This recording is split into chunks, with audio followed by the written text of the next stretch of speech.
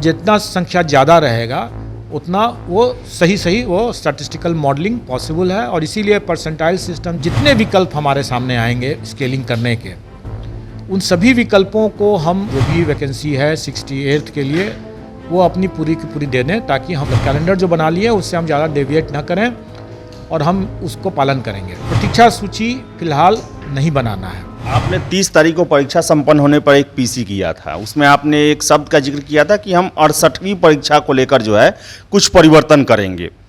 अब बातें तरह तरह की निकल रही हैं, कई जगह चल रहा है कि परसेंटाइल आएगा, सीसेट आएगा, 2 दिनों में परीक्षा होगी। क्या वास्तविकता क्या है सर, उसको आप स्पष्ट कर दें सर। देखिए, मैंने ये ज़रूर कहा था और मेरा ये मानना है कि अगर हमें परीक्षा को कदाचार मुक्त रखना है तो हमें ऐसे जो फ्रॉड करते हैं, जो कदाचार करते हैं, उनसे हमें 2 कदम आगे रहना है और उसके लिए परिवर्तन करते रहना है। लेकिन ये परिवर्तन सतही भी हो सकता है, यह परिवर्तन आमूल परिवर्तन भी हो सकता है। ये इसका अभी निर्णय ही नहीं हुआ है, इसलिए कोई भी खुलासा करना संभव भी नहीं है। लेकिन मेरा इतना मानना है कि जो भी परिवर्तन होगा, अगर वो सतही परिवर्तन है तो उसकी सिर्फ आपको जानकारी दे दी जाएगी और आपको मतलब कि अभ्यर्थियों को मीडिया के माध्यम से भी जानकारी दी जाएगी।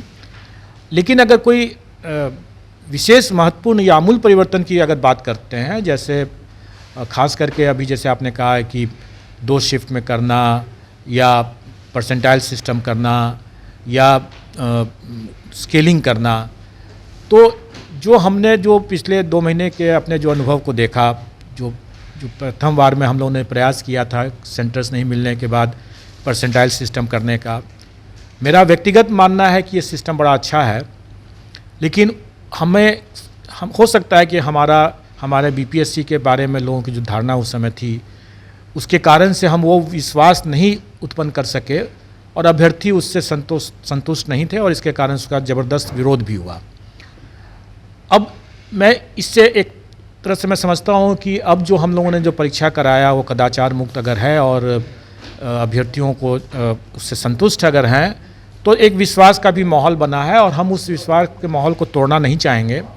इसलिए अगर कोई भी आमूल परिवर्तन अगर हम करते हैं तो निश्चित तौर पर उस परिवर्तन को लागू करने के पहले अभ्यर्थियों का भी उससे संवाद किया जाएगा, उनसे वार्ता की जाएगी, उनको बताया जाएगा कि हम ऐसा करना चाहते हैं और उसके बाद उनके जो भी आपत्ति हो, जो भी सुझाव हो, परामर्श होंगे, उसको सम्मिलित करते हुए ही वो आमूल परिवर्तन किए जाएंगे।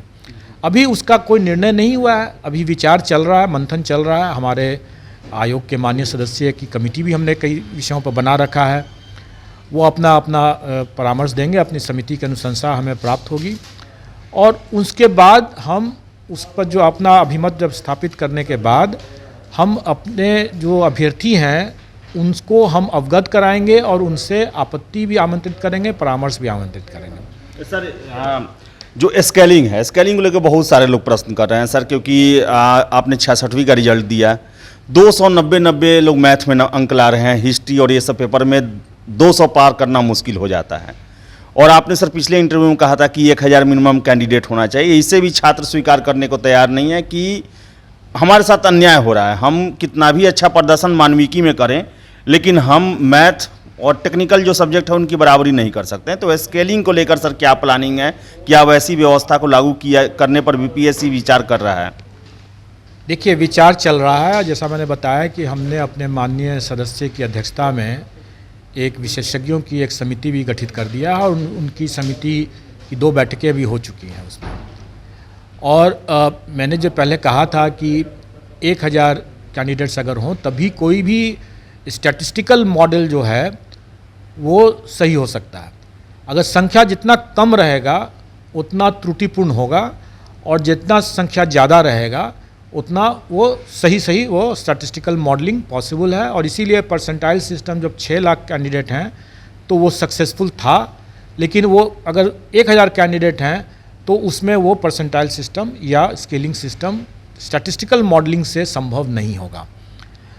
लेकिन इसके लिए हम लोग को और क्या क्या विकल्प हैं और कैसे हम लोग अपने मॉडल को विकसित कर सकें, ये इसके लिए समिति बनी हुई है और वो समिति जब अपनी अनुशंसा देगी तो उसके बाद जैसा मैंने बतलाया कि हम जितने विकल्प हमारे सामने आएंगे स्केलिंग करने के, उन सभी विकल्पों को हम अभ्यर्थियों के समक्ष रखेंगे और उनका भी उस पर परामर्श लेंगे, आपत्ति लेंगे, सुझाव लेंगे और उसके बाद अंतिम निर्णय होगा।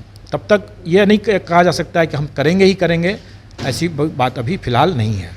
सर वेटिंग लिस्ट को सर क्या है सर? 64वीं से छात्र, बहुत सारे छात्र हमको पर्सनली कहते हैं 64, 65, 66 दे दिए हैं। उनका कहना है सीटें भी खाली हैं, हमने इंटरव्यू भी दिया, हमारा चयन नहीं हो पा रहा है। तो इसको लेकर सर क्या आगे रणनीति, इस पर क्या काम चल रही है सर? देखिए, प्रतीक्षा सूची के संबंध में हमारा व्यक्तिगत जो विचार है वो कोई ज़रूरी नहीं है कि वो सरकार के विचार से वो अनुरूप हो।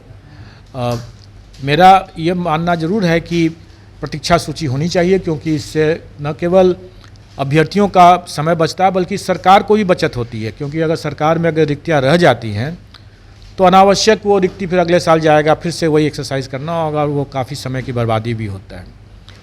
लेकिन सरकार के शायद पूर्व के कुछ अनुभव के कारण से, और वो अनुभव भी जो कटु अनुभव होंगे सरकार के उस समय, मैं जानता हूँ उस बात को, प्रतीक्षा सूची फिलहाल नहीं बनाना है। हम लोग इस पर ज़रूर विचार कर रहे हैं कि हम लोग अपना उसमें परामर्श सरकार के समक्ष रखेंगे, देंगे और फिर अंतिम निर्णय इसमें सरकार का होगा कि वो प्रतीक्षा सूची चाहते हैं कि नहीं चाहते हैं, और चाहते हैं तो कैसे करना होगा। हमारी अनुशंसा बिल्कुल रहेगी, आयोग की अनुशंसा रहेगी कि प्रतीक्षा सूची बनाई जाए।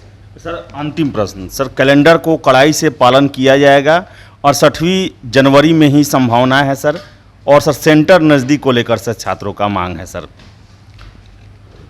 देखिए, कैलेंडर जो हम लोगों ने बनाया है, हम लोग यथासंभव हम उस कैलेंडर को अभी तक तो पालन करते जा रहे हैं। इस महीने भी कई परीक्षाएं हो रही हैं और इंटरव्यू भी हो रहा है, अभी भी चल रहा है, और हमारा प्रयास रहेगा कि उससे हम विचलित नहीं हो। मतलब कैलेंडर जो बना लिए उससे हम ज़्यादा डेविएट ना करें और हम उसको पालन करेंगे। और इसी क्रम में हम लोगों ने सरकार से अनुरोध भी किया हुआ है कि जो भी वैकेंसी है 68th के लिए वो अपनी पूरी की पूरी दे दें, ताकि हम लोग समय पर उसको भी कर लेंगे। 67th की जो है वो लिखित परीक्षा भी हम लोग समय पर करेंगे, जैसा हम लोगों ने कैलेंडर बना रखा है। तो ये तो है ही। अब रही बात कि कैंडिडेट्स का ये भी मानना कि हमें अपना चॉइस सेंटर मिले या अपने निकट का सेंटर मिले, ये फ़िलहाल संभव नज़र नहीं आता है। और यद्यपि मैं समझता हूँ इस बात को कि कई छात्र, खास करके मतलब पुरुष अभ्यर्थी, ये मांग करते हैं कि जब महिला अभ्यर्थियों को जब ये सुविधा है तो पुरुषों को क्यों नहीं है। फ़िलहाल मेरे विचार से ये उतना अभी व्यवहारिक नहीं हो पाएगा। अगर हम एक शिफ्ट में एग्ज़ाम लेते हैं तब तो बिल्कुल ही ये नहीं हो पाएगा, क्योंकि तब मुझे पूरे बिहार में, जैसे अभी हम लोगों ने सेंटर्स बनाया और जिस तरह का व्यवस्था किया, और 1-2-4 जगहों पर जैसे सेंटर की गलती से उन छात्रों को, अभ्यर्थियों को परेशानी भी हुई उसके कारण से, तो ये तो अभी होगा ही होगा अगर एक शिफ्ट में अगर होगा। अगर हम एक से अधिक शिफ्ट में करेंगे तो संभव है कि हम फिर उसमें सीमित सेंटर पर व्यवस्था कर पाएंगे और तब उसमें बेहतर सेंटर्स हम रख सकते हैं, सुविधाजनक सेंटर्स रख सकते हैं। इस क्रम में मैं एक बात जरूर अभ्यर्थियों को बताना चाहूँगा कि अभी एक स्टैंडिंग कमेटी की, जो आयोग के मतलब विभिन्न राज्यों के अध्यक्ष, उनकी बैठक थी वहाँ पर, और उसमें उसकी अध्यक्षता इस बार गोवा कर रहे थे और गोवा के अध्यक्ष भी थे वहाँ पर। तो उसमें जब मैंने इस बात को रखा कि क्या ऐसा कोई उदाहरण है जहाँ मल्टी सेशन, मतलब कि एक से अधिक सत्र में, या 2 पाली में या 3 पाली में ऐसा किया जाता है, कहीं पर कोई इसका पूर्वोदाहरण है, तो गोवा ने बताया मुझे कि उनका न केवल एक है बल्कि वो तो 8-8 सत्र में, पालियों में, मतलब अपनी छोटी परीक्षाओं को उन्होंने आयोजित किया है। तो पूर्वोदाहरण है हमारे पास और व्यवस्था लोग करते हैं, अलग अलग राज्यों में अपना अलग अलग परिस्थितियों के अनुरूप अपना समस्या का समाधान करते हैं। लेकिन जो बड़े बड़े राज्य हैं, जैसे यूपी के भी थे वहाँ पर, और हरियाणा के भी थे, गुजरात थे, आंध्र प्रदेश थे, इन लोग जगहों में अभी वो बात नहीं थी जो मल्टीपल शिफ्ट में करने की बातें नहीं हुई है वहाँ पर। तो अब अगर सेंटर को अपने सुविधाजनक सेंटर बनाना है तो हमें मल्टीपल शिफ्ट की ज़रूरत पड़ेगी, अन्यथा अगर हम एक सत्र में ही अगर करते हैं तो निश्चित तौर पर बड़ी परीक्षाएं जो हैं उसमें सेंटर्स तो पूरे राज्य में रखने की बाध्यता होगी, और उसमें हम फिलहाल जो सुविधा जो है वो महिला अभ्यर्थियों और दिव्यांगजनों को जो देते रहे हैं वही दे पाएंगे। अभी हम पुरुष अभ्यर्थियों के लिए ये बराबरी हम कराना संभव नहीं होगा।